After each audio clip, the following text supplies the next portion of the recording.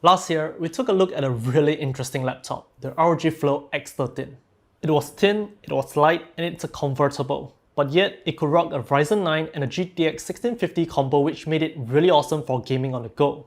This year, the X13 received its well-needed refresh, but that's not what we have here today. This is a Z13, and to put it really simply, it's like taking the same idea but packaging it really differently. And this is what you get from going out the other direction. To cut straight to the point, this is a pretty awesome little gaming machine, but not without its quirks.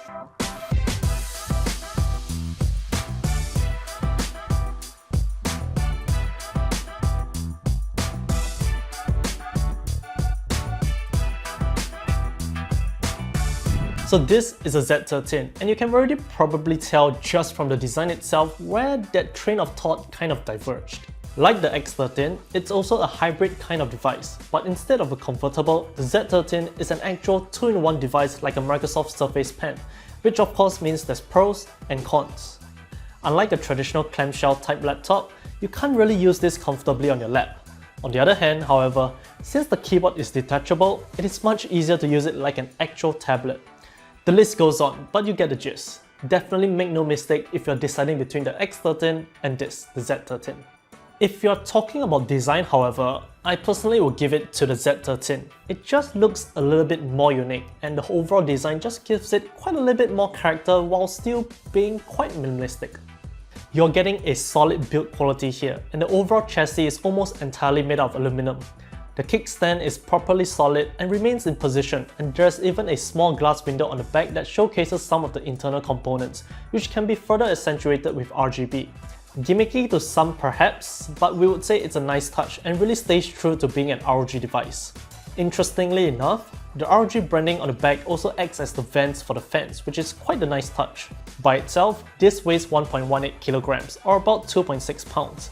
Add on the keyboard accessory and that increases to 1.52 kilograms or 3.35 pounds. But the front is where you're going to spend the most time with, and thankfully, it's a really great experience. 13.4 inches, IPS, 1920 by 1200 at 120Hz, touch support, up to 500 nits in brightness, covers 100% sRGB, and it's Pantone validated.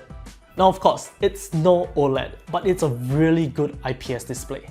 Everything looks great with punchy and vibrant colors, and the 120Hz refresh rate makes everything just feels much more intuitive, especially when using it like a tablet.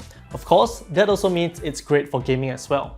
Additionally, the Full HD resolution works really well at this screen size, and the 16:10 aspect ratio does give you a little more real screen estate to work with. Now, there is a 4K option available as well, but we would say that the Full HD version is definitely much better, because for the 4K option, you'll be only limited to 60Hz, whereas Full HD you can get up to 120Hz. And arguably, at this screen size, you won't really be getting that much out of a 4K display. Yes, it will look sharper for sure, but more often than not, you'll probably be using window scaling on this at about 200%, which is essentially a Full HD canvas. So in that sense, Full HD we would say is the better option here. Now there is a webcam, which is great, although it's only 720p, so the image isn't all that flattering. But if you're out and about and you just need a webcam to talk to your colleagues for important meeting and such, it's going to be there and it works. So that's awesome. But I do have to also mention that it doesn't support Windows Hello, so it's a little bit of a shame. But turn to the back and you actually do get a 8MP rear camera as well, which can be handy if you need to take a quick photo and send it straight away. Now, would you really use it all that often? Probably not, but it's there if you need it. Now let's talk about the keyboard, which is detachable. And to cut straight to the point and to keep it very simply, it's a pretty great keyboard and I very much like it. The material and finish is great. It has a soft velvety fabric on the outside and a really smooth and comfortable leatherette-like material on the inside. The magnetic connector is also really strong and it can hold the tablet up just by the keyboard itself. But more importantly, it feels great to type on with full RGB backlighting. The same can be said for the trackpad as well, which is surprisingly great despite the small size. The best thing, however, is that you don't actually feel the heat, especially when you're playing games for long hours on end. Precisely because of the design of the Z13 as compared to the X13, the internal components are all well within the tablet portion of the device. So any heat generated, it's on the display side of things, not on the keyboard like a traditional laptop design, which makes the gaming experience that much more comfortable in my opinion, especially for long hours. But now let's talk about ports, and this is where things gets a little bit perplexing. You get a single Thunderbolt 4 port, the Extreme mobile interface which also includes a USB 3.2 Gen 2 Type-C, a micro SD card reader underneath the kickstand, a 3.5mm combo jack, and last but not least, a USB 2.0 Type-A port. Yes, you heard me right. That last USB port is of USB 2.0 speeds only. As for whatever reason, I have no idea why. There are some comments in Reddit and forums that Asus was basically unable to include some connectors and things for USB 3 speeds and above, but I'm not entirely sure. Even weirder because the X13 supports 3.2 Gen 2, but not this. In any case, it's just USB 2, so while it's nice to have something to connect a mouse or dongle to, that's it. You won't use it for file transfer or anything else, that's for sure. And now on to the next point, which is also a little bit of a letdown as well, and that's battery life. Battery life is a little short despite the 62 Wh battery. Arguably, it's very likely to do with the inclusion of a full-powered 12th Gen Core i7 or Core i9. You're only gonna get roughly 5 hours of battery life on hybrid mode and just shy of 2 hours in dedicated GPU mode. But despite all that, the specifications are what makes this really unique, and it really is.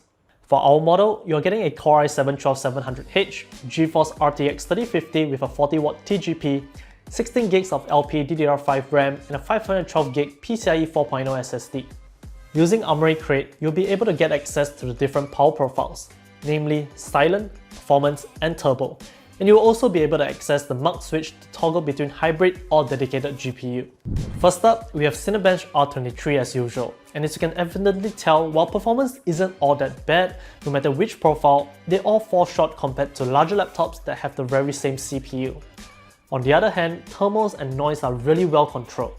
On the quiet profile, the Core i7 draws about 15 watts and temperatures don't exceed 60 degrees Celsius. That goes up to 35 watts and 70 degrees Celsius on the performance profile. As for the turbo profile, it's a little weird, but the power draw and clock speeds fluctuates quite a lot. At its lowest point, you'll see it drawing just about 25 watts and temperatures in the mid-60s, while at its highest point, you'll see it drop to 80 watts and temperatures rises to the mid-70s and even the low 80s. Overall, despite the fluctuations, it still yielded better scores than the performance profile. As for resolve, it's a little peculiar, but in both quiet and performance profile, the time taken to render the 4K 10-minute project were about the same, while only in the turbo profile would there be quite the performance jump. Would definitely recommend using turbo mode if you're going to leave this to render, and as long as you don't mind the noise. But you'll be probably gaming for the most part, so here is how it performs, especially in esports titles. In a game like CSGO or Valorant, it's really enjoyable with frame rates nearing 200 at the native Full HD resolution. Coupled with the 120Hz display, it's really fun, especially when you can basically game anywhere you want. Even a more graphically demanding game like Apex is really fun as well. Personally, I much prefer Genshin Impact and it performs admirably here. Best of all, like I mentioned earlier, you don't feel the heat thanks to design, which really improves the experience in my opinion.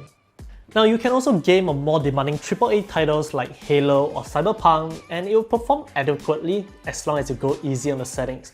But honestly, I would say that this device, this really nifty small little gaming machine, is really more suited for your casual and light-hearted games like CSGO, Valorant and Genshin Impact.